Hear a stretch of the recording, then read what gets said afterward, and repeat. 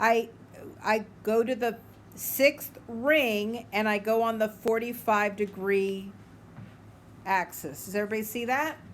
That is 645, and I'm going to mark that with an A. That's easy. Oh, yes. Now we've got the green point is negative 645. We're going to leave that for a little while. So let's go to the yellow one. On the yellow one, we have 6 negative 45. When you're doing a negative 45, don't you go in this direction? You go opposite, yeah. So we go down here to the 315, count to 6, 5, 6, and there's your yellow guy, your C. All right, now let's look at the negative R's.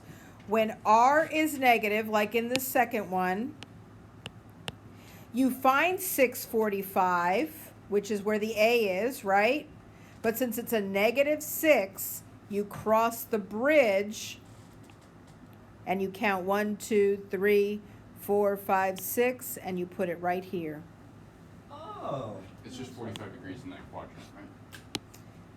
It just means I always find the 645 and cross the bridge. The same thing like from So- with the red and yellow? The red and the yellow, yeah, you're going to cross the bridge on the yellow. 1, 2, 3, 4, 5, 6. Oh, yeah. Oh, but that's not it. It's over here. You're one up too high.